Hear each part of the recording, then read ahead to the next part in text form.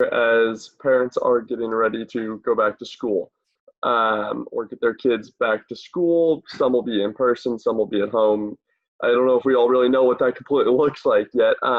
What are some of the effects of in-person learning versus at-home learning when it comes to kind of that social aspect on children? It's a tricky thing because I don't think, at least with what we know right now, I don't think there's going to be like a one-size-fits-all answer. The two things to probably keep in mind through parents' decision-making process are, one, children are more resilient than we tend to think they are. They show, a lot of distress in the short term over very little things like, hey, can you pick up your toys, or don't hit your sister? And those cause big blowups. And so we think something that actually is a big deal, like, hey, you're not going to school the way you normally do this year, you're going to have some huge effect on them. But the way children's emotion regulation system works is it goes up very quickly. They escalate quickly. It also goes down very quickly. And they have these bursts of extreme distress that usually, unless you're talking about something really extreme, like traumatic extreme, which having a year of school that's different than normal, I don't think is probably going to reach that level. They de-escalate quickly and they adapt to things very quickly as well. I mean, if you think of other things that kids have to adapt to on a daily basis, divorces, moves, I mean, big life changes happen all the time in kids' lives. And I know this seems different and scarier because the cause is different, but the truth is kids deal with this kind of thing all the time and generally are okay with it. So keep that in mind. That being said, people are very social creatures, some of us more than others, but we do all need a certain level of socialization. And for families that choose to pursue more of like a distance learning option this year, obviously that inherent level of socialization in their kid's day is going to drop. So it's important to look for ways to supplement that. And those, of course, might be limited because we don't know what kind of restrictions there are going to be on where you can go or gatherings and things like that. So that might be harder than it typically would be to find. People may not want to be doing like play dates with strangers on the internet this year, and that would be very understandable. So I also encourage parents to remember that socialization can come in many different forms. Yeah, in person is the best in many ways, and that hasn't always been an option lately. So keep in mind that things like Zoom or any telehealth or teleconferencing platform is still social. Parents tend to have mixed feelings about this, but I even like to remind parents, like for older kids in particular, online gaming is social. It's not a replacement for face-to-face interaction, but it's better than nothing. And it's something that's still available right now, no matter how this whole COVID-19 situation pans out. So be open to alternate ways to meet your kids' socialization needs if you're going for a more distance learning plan this year.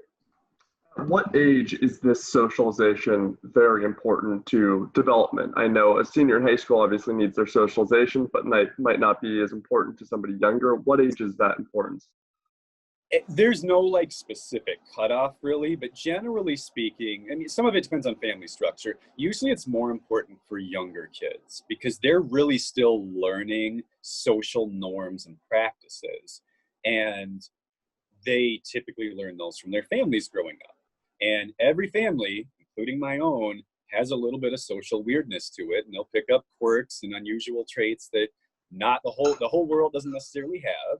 And so getting exposure to other kids with different norms and different behaviors for younger kids in particular is really important. It is important for everybody, but generally speaking, the older a kid gets, the more their social skills and personality become a little more set, crystallized, so to speak. So that and older kids have a greater ability to seek out their own socialization. A high school senior has a car, probably has a car, I guess they don't all have cars, has friends, probably is on various, social media groups or whatnot. So their older kids are more able to meet that need on their own. They can transfer themselves or find their own groups, whereas younger kids really need their parents to provide that structure and those outlets. So as I am a parent of two younger kids myself, and we're working very hard to figure out how we're going to get those needs met this year if things don't start looking better soon. When it comes to the socialization, run down some of your tips and advice for parents who still want to get their kids socialized if they're doing a lot more at-home learning. I think probably the best thing to do for most families is to try to maybe have one or two other families, and I know this isn't an option for everybody, but if you know one or two other families with kids that are close in age to your own kids, or that get along well with your kids, and you're, appropriately worried about kind of the situation right now with COVID-19, maybe figure out a situation where you can have sort of an agreement, like, we're going to try to minimize our exposure to other people so that our kids can play relatively safely and worry-free. If we're going to go on a trip, we'll make sure we let you know ahead of time and maybe take a couple weeks off from play dates for a while, things like that. If you can find people who kind of have the same concern level as you, or at least kind of in the same ballpark, you can probably make some kind of agreement to make sure your kids consistently have a social outlet where you're not constantly wondering, who have they been around? Have they been exposed? Because that's going to be a really stressful way to live. And stress is tough. Chronic stress is really tough. And pair that with some of this, whether it be virtual Zoom type conversations or some sort of online interaction. Yeah, I mean, that's an option too. And that the efficacy of that probably depends a lot on the age of the kids in question. I think older kids would do better at socializing in this format. My kids are 7 and 4, and their Zoom or FaceTime meetings with their friends typically turn into just posting a bunch of stickers and emojis and not really talking to each other, which is better than nothing.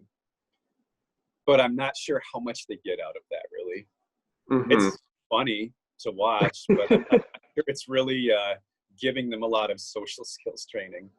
And then when it comes to in class, they're going to be more separated. Who knows what your typical playground is going to look like. What is some advice you might have for teachers to keep that routine that they're getting used to more normal? Yeah. It seems like what's going to probably be most different for kids this year is the leisure time aspect. The actual lectures and lessons are usually fairly, sit down and listen anyway. So those may not feel that much different. But things like lunch and recess seem like they're probably going to be the parts of the school year that are the most different. And that's the leisure time for the kids. That's their break. That's their outlet for all the energy they've been holding in while they've been, watching you do math and things like that. So I do think it will be important to maybe find ways, it's going to look different, obviously, but find ways to integrate more breaks or leisure time activities into the lesson plans themselves, because the normal structured breaks are either not going to be as plentiful or maybe just not as effective as they typically are for kids. And especially when you're talking about young kids, breaks and leisure time are not a want, they are a need. The brains of younger people just physically are not capable of that much sustained attention. That none of them are. It's just where they're at developmentally, and to do their best and to feel their best, they need those breaks. They need fun and recreation amidst the lessons and the learning. It's crucial that they have that. Is there anything I haven't touched on yet? I guess just, at least from, I'm not an authority on this really any more than anyone else is, other than just the brain development side of things. But one thing I would want everybody to know is, at least as of right now, I don't believe there is an objectively clear right answer to what to do for your family. Every school is different. Every family is different. Every kid is different. I think this is going to be a very individualized decision-making process.